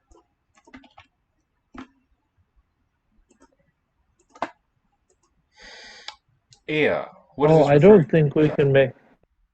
Go for it. I don't think we can make this word mehrfarbiger in English. Certainly not as a single word. A more colorful. Multicolored. Okay, multicolored. Okay. So, question: what is eher referring back to? It can only be one case. Yeah, it should be nominative masculine. I think it refers to Polarforscher Benjamin Eberhard. Yes, I'm afraid you've been misled. That's really instructive. It's not that he shows us that. What else is masculine in that last sentence? That it could. What's another option in that last sentence? Diesen Schnappschuss. That's masculine. I think that's what that's the thing showing it to us. Yes. Makes a little bit more sense to me. In English, er, the word that's er, which is he, can only mean a person. True. But not true of the German. But in German it refers to any noun in the männlich class. Genau. Die Klasse. That one has a final vowel. Die Klasse. In der männlichen Klasse. There. Oh, yeah, I was just saying the English word class.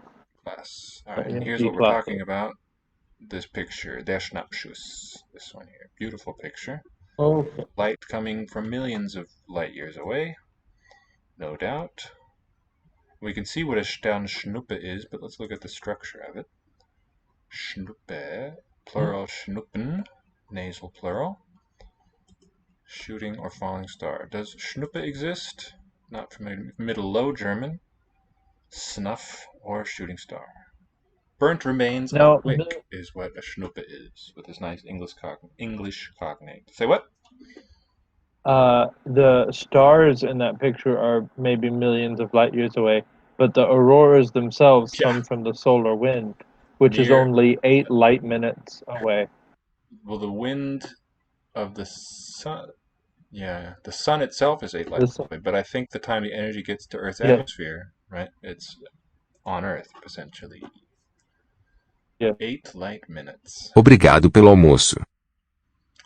It took it 8 minutes to get here because it traveled at the speed of light. So that's ne. Obrigado pelo almoço. Thanks for lunch. Alright. What words or constructions are not too well known here? Zeigt eine mehrfarbige Aurora und I got the eine first clause. And über der Antarktis niedergehende. So, über der Antarktis tells us the place. Niedergehend is basically from a verb, although it's an adjectival derivative of a verb root. I'll treat it as a verby thing. Niedergehende Sternschnuppe. Schnuppe. Did we figure out which Sternschnuppe was? The shooting star. But I wondered what this Schnuppe is on its own. It means the burnt remains of a wick. Okay, because it has Stern in it. Like Sure Stern. does. Yeah, interesting that it preserves that final N. Der Stern. Also the name of a weekly magazine. Weekly or bi-weekly. There is also a wonderful cookie named this.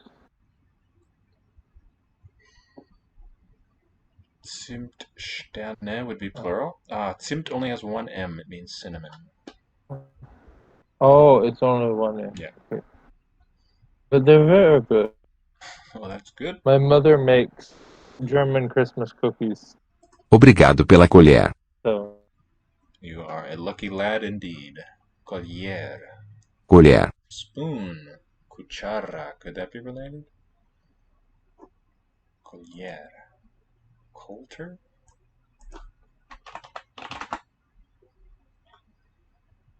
Cuchara. Cullera.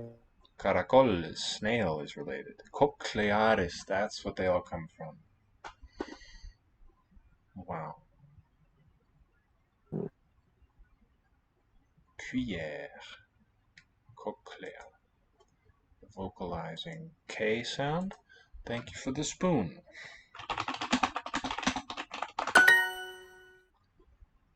Obrigado pelas respostas. Are you constructing a nice English rendering of that?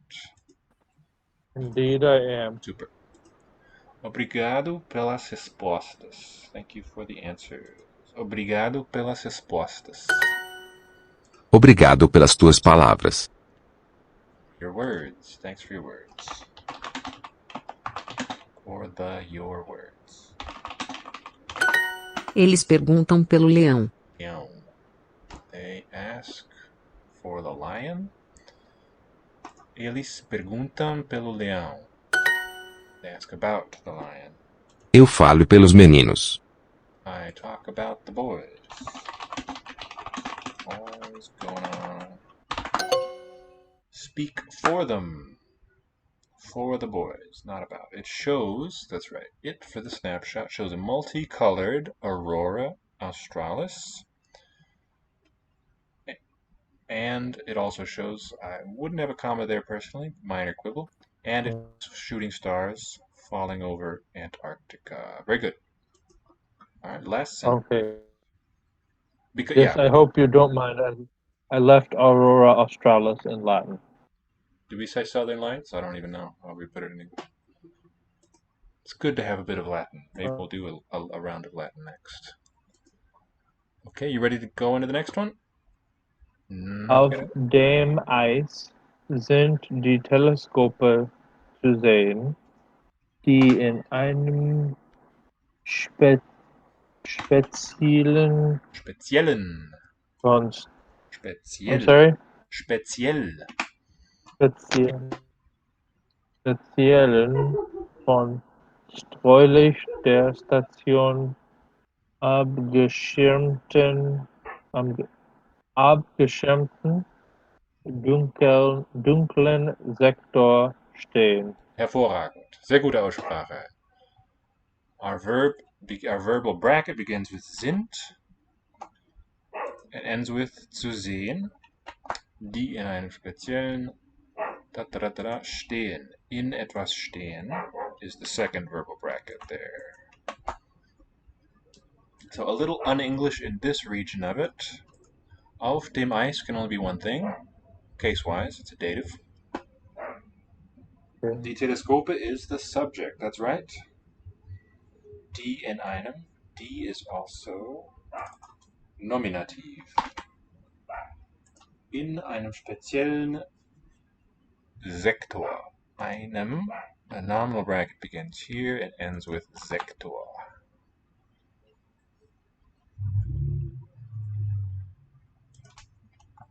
Prepositional phrase is there. Let me distract these a bit to make it easier to see. So on top of the ice, the telescope is to see. To see. Yeah, we might say just is visible. And it's die Teleskope sind. What does that tell us? Plural. Genau. Das Teleskop, I think, is neuter in the singular. Oh, which Die means it's Teleskope wrong. It should be green. Should be green. Okay.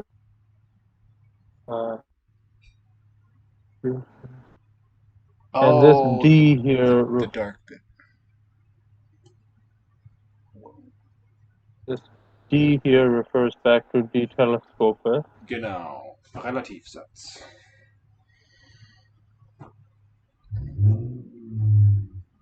Abschirmen, we might need to talk about. Abschirmen. Schirmen. Based on a noun, I think, this verb. Okay. Auf dem Eis. Yeah. Abschirmen and also speziellen. Sorry, what? Abschirmen and also this verb speziellen. That's not a verb. Oh. It could be an adjective. It is an adjective. With a gap noun. Replace the Z with a C, you might recognize it.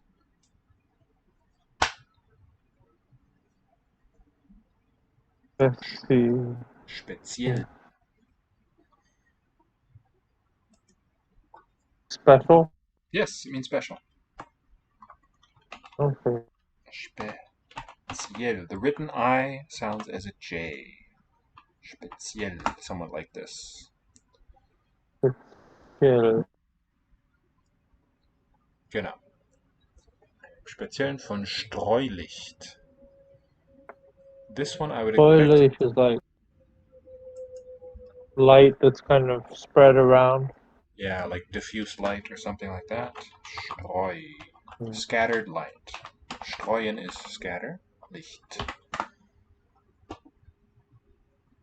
Yeah, it doesn't exist. So German freely creates compounds for the occasion.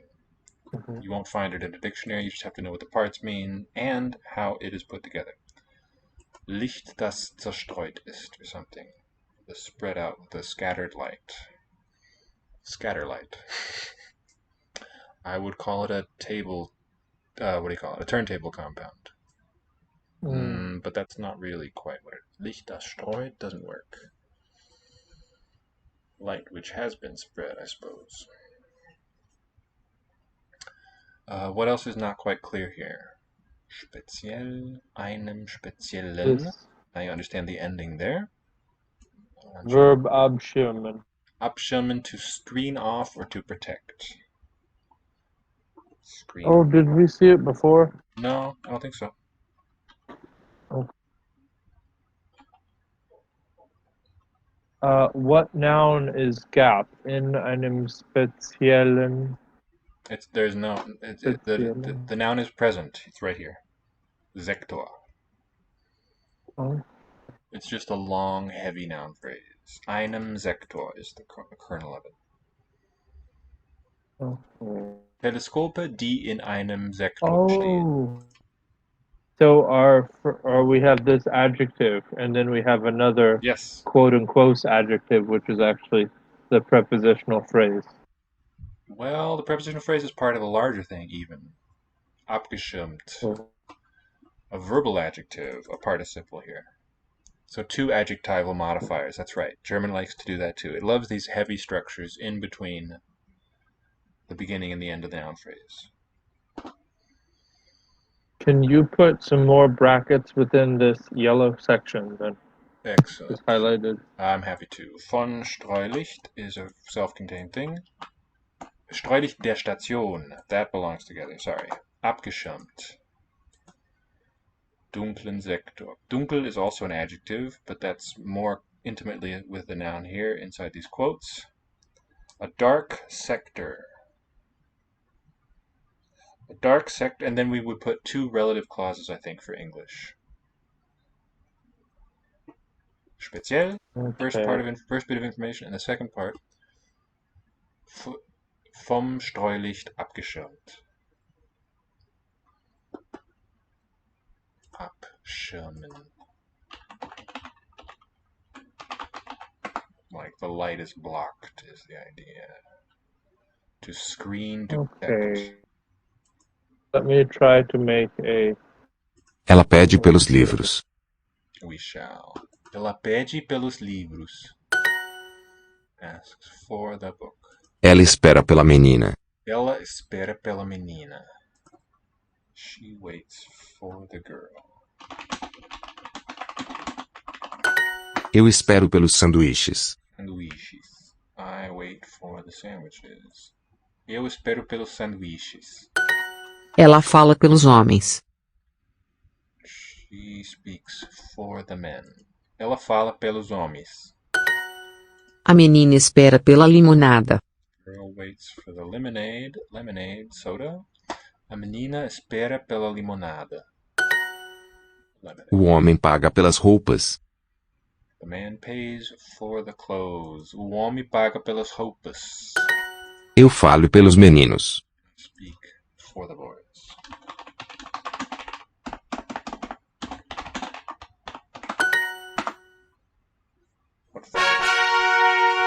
Let's visit the grandmother language, grandmother tongue. Lingua Latina. All the way back here. We see some of it in German as well, but it gets there by a different route from what we have in Portuguese. Here in German they're borrowed. Pavimentum. Fish. There it is, the ancestor of peixe. Piscis. Mercatores pisces in foro vendunt. Merchants, so derivative, sell fish in the market. And Levi says, on the ice, the telescopes are visible, standing in, they stand there, they're standing in a special dark sector shielded from the diffuse light of the station. Excellently put. Very good. Most exemplary. Now, I would like to continue a little more with German, if you're up for it, with that bit I sent you. Does that sound good? Pisces in pavimentum iacio. The fish. Speaking of the dynamic versus the stative use of the prepositions, Latin did it too. This in this sentence, pisces in pavimentum iacio, tells us the place to which I'm throwing the fish. So I will put onto the floor using our compound preposition. Throw fish onto the floor. Okay.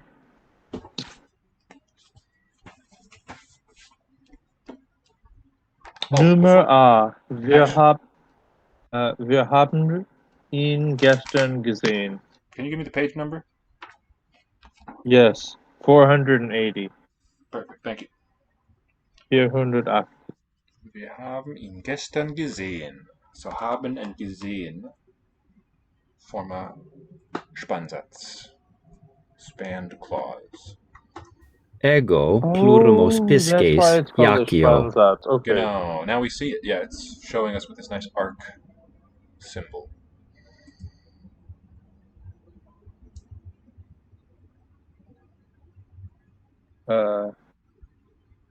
Er kam vor 10 Minuten an. Er kam vor 10 Minuten an. What's that one mean? What's ankommen? Ankommen, arrive. How do you say this idiomatically in English? Er kam vor 10 Minuten an. Okay. Plurimus. Programming. He arrives in 10 minutes. Wie er kommt. We have er kam. Oh. The zero ending. Change of the Oh, vowel. came. He came. He arrived. Vor 10 Minuten, how do we say that? 10 Minuten, 10 minutes. Or before, 10 minutes ago. Ago is the best way to do that, right? Which I guess is a postposition? I don't know. What class of word is ago? So does English have a postposition? Because in Spanish, it's definitely a verb, right? It does. Ago? They use hace. Hace. Hace 10 minutos. Hace 10 minutos. Sí, es verdad. Tu plurimus pisces in pavimentum jacis. Okay, next one, please. C. Wir fahren mit Begeisterung Auto. Good. You can palatalize the S, but most speakers and the most prestigious style would have a plain S. Mit Begeisterung. Begeisterung. Oh, which tells me it's in the coda of that one instead of the onset of the next. True. I guess that is what makes the difference. Begeist. Even in just the basic noun Geist, that's what underlies it here. Ghost or spirit. Geist. Begeistern. So might have a reflexive verb there. Sich begeistern für etwas. What meaning do you get from this? Mit Begeisterung. Autofahren. I don't know. I see the root Geist, which is ghost, but we travel with some kind of something. You could say enthusiasm. We travel by car with enthusiasm. It's not really travel by car. Driving is the meaning. Oh. Okay. So do you know the root of enthusiasm? It might not be readily evident. There's a Greek sound change. N is the positional, in. And the U spelled with a diphthong, omicron upsilon, could be a contraction of the sequence E-O. Does that help you spot it?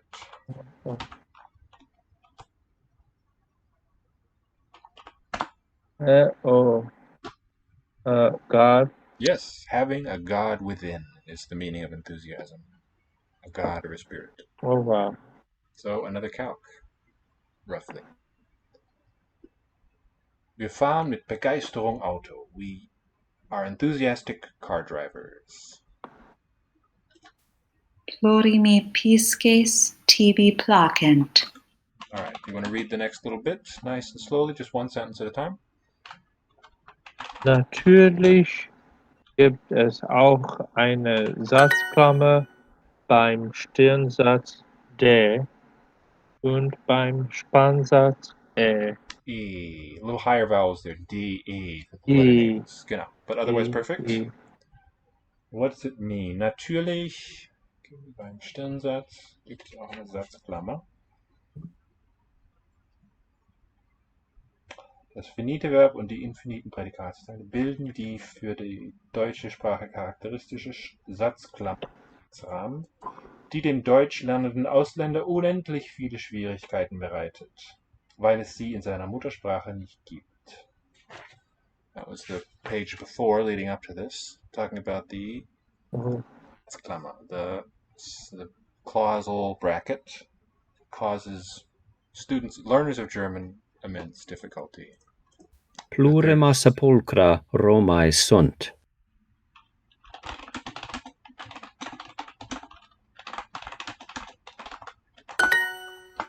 Piscem pulsas. Beat. You hit. Piscem pinguem velim. Oh, you wanted a translation of the sentence I just read. Why not? Or ask me any questions you've got. Okay. Of course, there is also a Satzklammer. Sentence bracket, maybe? Bracketed clause? There's also a bracketed clause beim Sternsatz. Okay. This by preposition, it's not always the same meaning as English pisces in by. pavimentum jacit. That is quite true. Here we might What say... does it mean in this case? Here it might be in the case of. Something like that. Okay. In the case of the forehead sentence, D, and in the case of the Spansatz, the spanning sentence, Good. E. Natürlich gibt es auch. Did you translate already? Gibt es. Yes, when we say in English there is, That's right? German has es gibt. It gives means there is. Very good. Cool, Mace. And it's interesting in English and German we both use two words, and then Spanish just has the one I for this meaning. Chinese has yo, and so on. Right. Do you remember what IE reflects, though? It's actually a fusion. Oh, that's right. How do you say it in French? Il y a. 3 words. Yeah. And the E reflects that same thing. A subject pronoun is needed in French. The il is taken away, and the a and the y are in the other order. Yeah, that's right. French has ibi habet, and Spanish I reflects habet ibi. Exists there, has there, I. The comrade throws fish onto the Plurimae lectiones in libro sunt. So, want to go on to the next? Or? I think it might be wise to look at the example sentences that it just told us about. Yeah, good. Let's do that. Die, bitte. Will nun morgen früh kommen? Genau. Will nun morgen früh kommen? Kommen. Oh, did I do those two enunciated again? No, it sounded good. I'm just giving you the sentence intonation. Okay, Olivae pingues sunt. Pisces tui sunt pingues. Piscis in pavimento est. Will nun morgen früh kommen? Then E is, dass sie ihm immer noch nicht geantwortet hat. Now here in this one, Antwort, that's going to get an initial glottal. Geantwortet hat. Geantwortet hat. Genau so. And that's an incomplete sentence. Let's translate D. Will nun morgen früh kommen? Does he want to come early in the morning? Early tomorrow.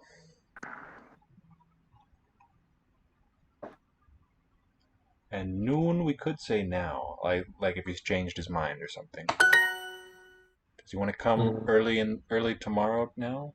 Tomorrow morning? Morgen früh? Yeah. Okay, dass sie ihm immer noch nicht geantwortet hat. That she still hasn't answered him. So, with those in mind, whenever you're ready, let's look at the text above.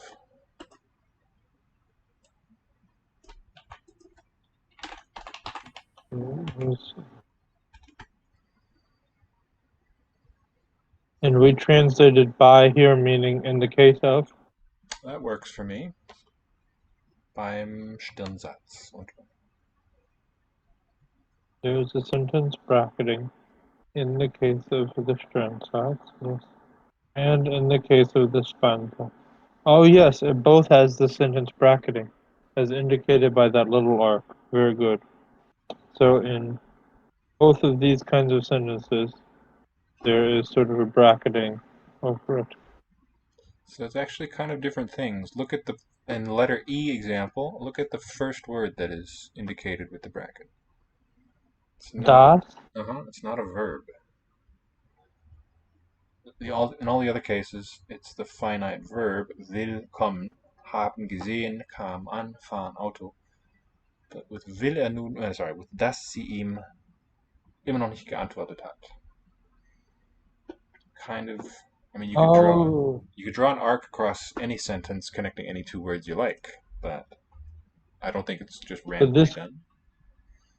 This connects it with the conjunction here. Or complementizer, or a spec. Or specifier. To paraphrase the thing you just said, sie wird einmal vom finiten und infiniten Prädikatsteil de gebildet, zum anderen von der einleitenden Konjunktion und dem finiten Verb e. Was I still not high enough on that? No, you're too high there. You're overshooting it. You're saying E, but it's E. So it rhymes with G, as in go. Gehen. Genau, that's right. They're pointing this out too. Finit und infinit. Einleitenden. You got those two weak syllables there.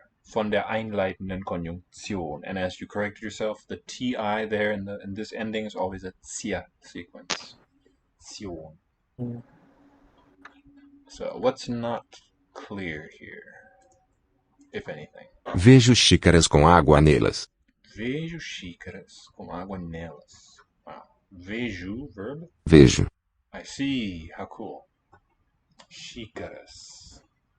Xícaras. Cups.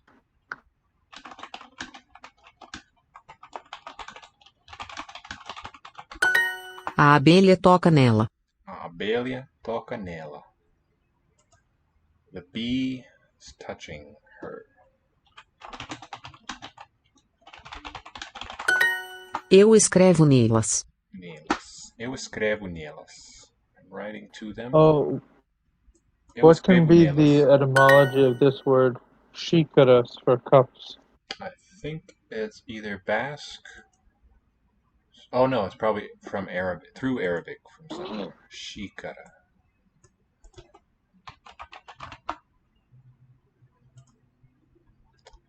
Oh, no, Spanish jícara from classical Nahuatl. How about that? A New World word. Xícali. Calli, maybe. I don't know. Don't know enough Nahuatl. Eu coloco suco neles. Suco neles. I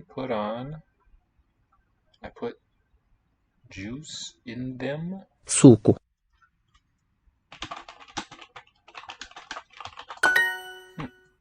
Eu coloco suco neles. Vejo copo com água nele.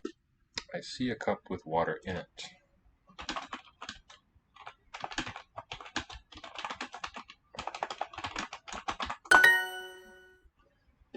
So you want to translate for us? Sie wird einmal vom finiten und infiniten Prädikatsteil gebildet, zum anderen von der einleitenden Konjunktion und dem finiten Verb. Oh, to translate. Sie. Okay. What is the Sie? Wird gebildet, so that will be a passive. Good. Ela pensa nele. Ela pensa nele. Gebildet, let's see. I know the noun Bild for picture, but this is different. It is quite different, yes. Ele pensa nela. He thinks of her. O que você vê nelas? Which I think you said before it means to frame, right? Yeah. Oh, bilden basically means like to form something. Oh, to form. Okay. que você vê nelas? To what does this Z refer? Exactly, yes. It must be singular Good. because wir werden. And there's really only one candidate, therefore. Stirnsatz and Spannsatz, masculine. Ele joga gato nela. Joga. Oh, it could be eine Ersatzklammer. That's what it is, exactly. Okay. Ele joga. Oh, cool. Ele joga gato nela. Cat adder. Vejo insetos neles. I see insects in them. Vejo insetos neles. On them. Os pratos têm comida neles. The plate. So the first half says that a Satzklammer is formed from a finite and a non-finite predicate part. Yes. Zum anderen means like on the other hand. Os pratos When we say têm it in comida English, neles. we have to use. We Eu have to coloco say minhas mãos nele. non-finite. We can't just pop in the German and say infinite. I agree completely. Or infinite or something. I'm talking about Nele. zum anderen. Zum anderen. On the other hand.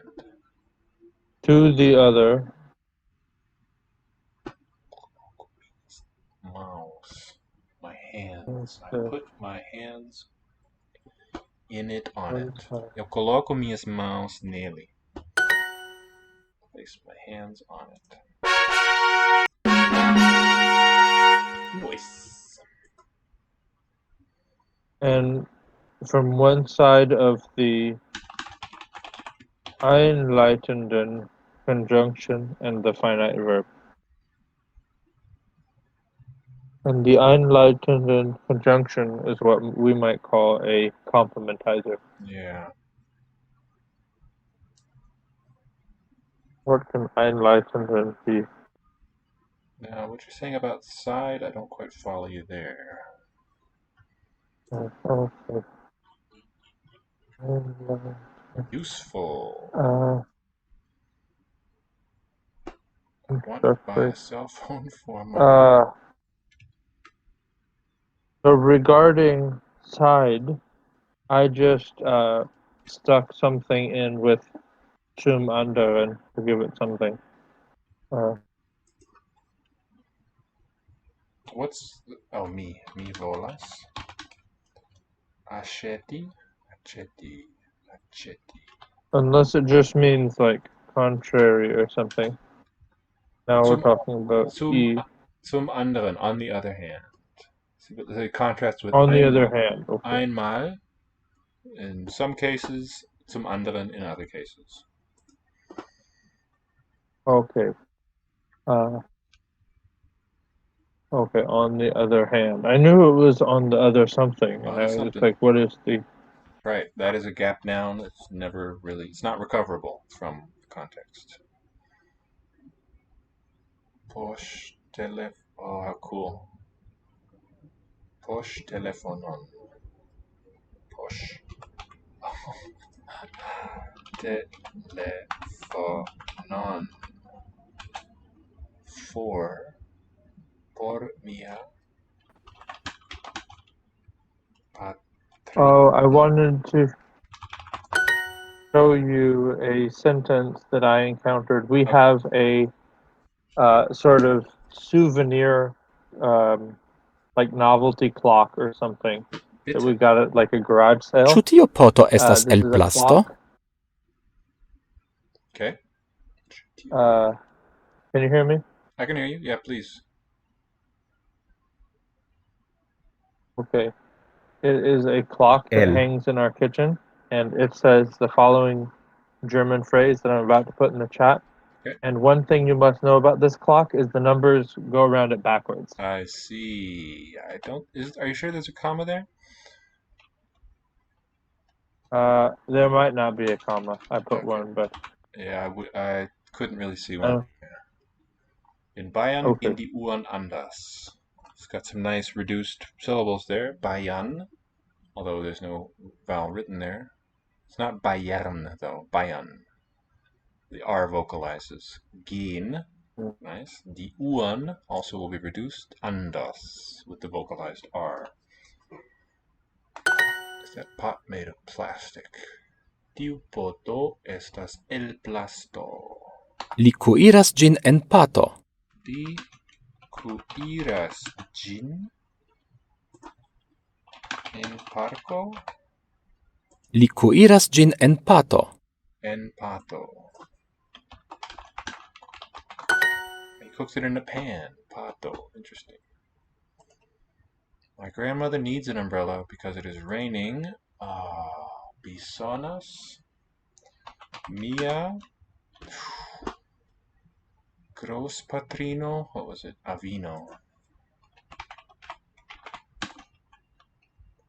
Bisonas. Regenschirmo. Umbrellon. Do you know Regenschirm, that word? Regen. Regen, is that the raining word? It is. Not the verb though, but the basic noun. Okay. Schirm, we saw as a verb abschirmen in the last text we looked at. Char. Sure. It looks very familiar. Dubas. Means umbrella.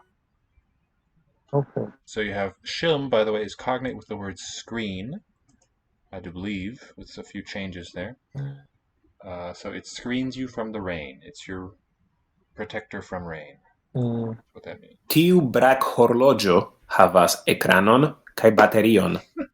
So what do you make of brakhorloĝo? Tiu brakhorloĝo havas ekranon kaj baterion. Oh, here's a cognate with Schirm and screen too, speaking of which. Ekranon. Oh, I'm sure we'll see it in a minute. I do. Brakhorloĝo. Oh, that's ridiculous. Great. That is an armband clock. What is the word? Wristwatch. Word and wristwatch. That's the word. So ekranon, from the French écran, is that word Schirm and screen. How it comes out in French. Has a screen, I think, if it's what I think it is, and a battery. That watch has a screen and a battery. So, do you see how we could get écran from screen? Yeah. Good. That happens me. Jen du boteloj da the biero S por goes vi. away, and we only see its vestige in the accent mark on the E. Nice. Vestige. Perfect word there. So something like this. Originally skran, giving eskran to make the cluster pronounceable, and the S drops out. Well, meanwhile, in the German-speaking world, the SK cluster gives a sh sound, and then the R has moved elsewhere. Jen du boteloj da biero por vi. Jen. Du. Jen du boteloj da biero por vi. A biero por vi. Por Here vi. are 2 bottles of beer for you. Yen, is it always with an N at the end? This existential? Or deictic? There's no verb here. Yen. I was thinking it was ye, but no, just yen. Pato. Mi legas libron sur la ekrano de mia komputilo. Mi legas libron sur la ekrano de mia komputilo. Sur la ekrano. La. Mi legas libron sur la ekrano de mia komputilo. Computilo. Mia. Laptop. Computer. I read a book. Legas. Oh, not to lay, but to read. Could be German. If it was German, it looks like it would be the verb of laying something. But it's Latin. Oh. I have an etymology question for you. Is the verb of reading, like leggere in Italian and leer in Spanish, is that related at all to the German lesen? I don't think so. I don't know how you would get from a G to an S. Good question, though. This one from Indo-European, leg. Lego speak in Greek is related. And look at this nice Albanian bled or something. Lesen, though, I think it comes from a Germanic word meaning track or like traces of an animal. Is my suspicion. I think lehren is the causative of it. Lesanon, Okay. to gather, from les meaning gather. No, not quite what I thought. So lesson, Old High German lesan from lesanon. Proto-Indo-European les, lease in English meaning to gather, obsolete meaning, and Dutch lese. No connection, just the L and the E it has in common, going all the way back. Kiom da What of telefonoj English read? estas en via oficejo? Say again, please. English read is very different than those as well.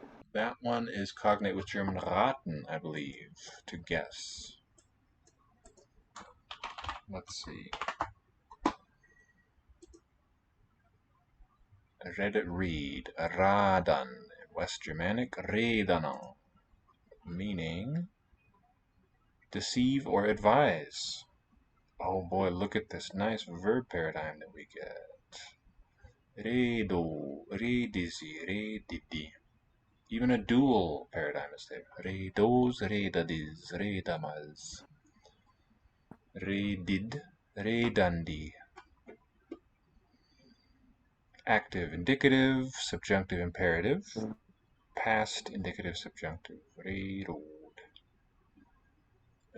And look at how it forms the past stem. So red is our root, but the past forms, they start with R-E-R-O-D.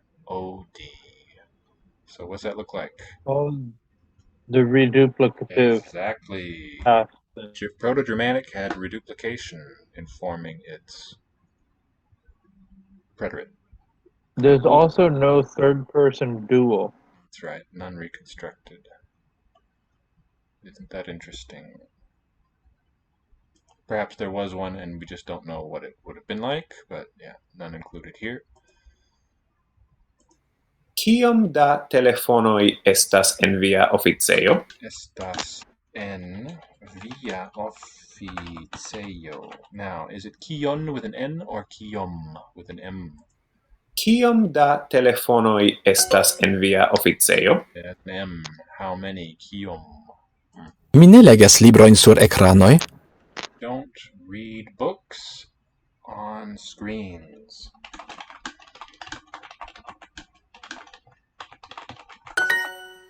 How many telephones? Kiom da telefonoj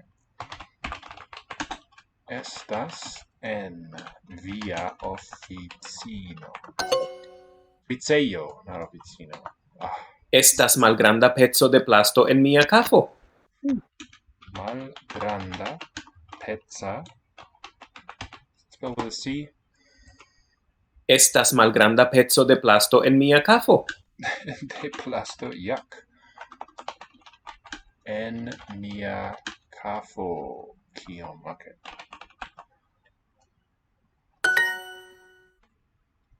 Dankon, not kion, okay.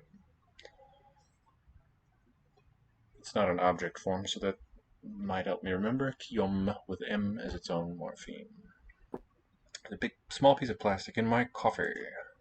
I don't read books on screen. Ne legas. Mi ne legas libroin. Libroin. En ekranoj. Sur ekranoj. Oh boy. Oh boy. Umbrella. It was... Oh lord. Quanto Alright. Can you help me with the word for umbrella? Do you know it?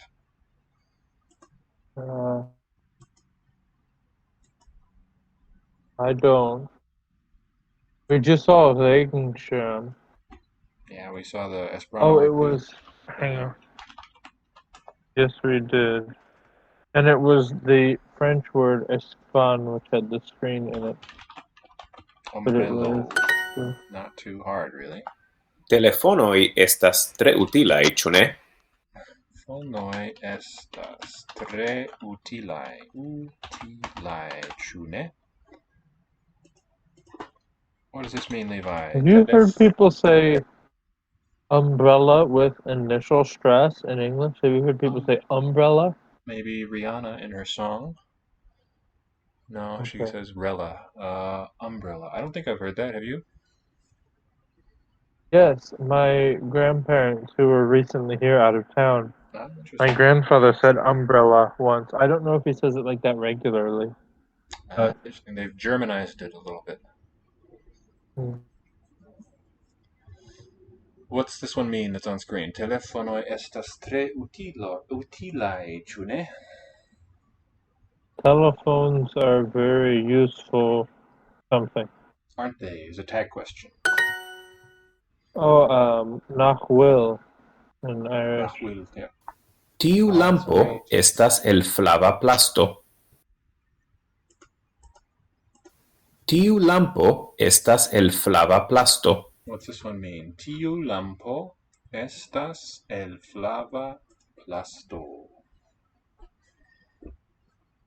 Tiu lampo estas... This lamp, or some kind of lamp, this lamp has something plastic.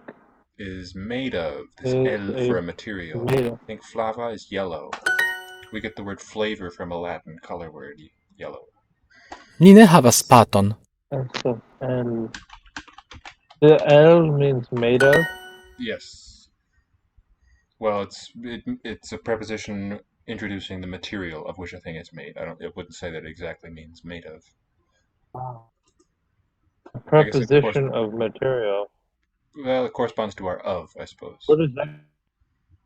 Okay. Yeah, a cell phone of plastic.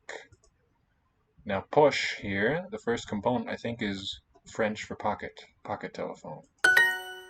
Push telefono. Pluvas, sed mi ne havas ombrelon. Mi ne havas ombrelon.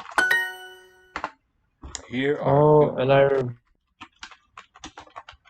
remember previously I counted in the picture and it only had 16 buttons on the keyboard. So I wonder which letters they omitted.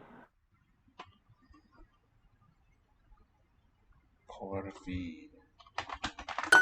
Oh, nice. I got it. Kiom da telefonoj estas en via oficejo? Telefonoj estas en via oficejo. How many telephones? Kiom da telefonoj estas en via oficejo? Haha, I don't read books on screens. Mi ne legas librojn sur ekranoj. All right, another fabulous stream brought to a conclusion. Great work on the German again today, Levi. Keep it up.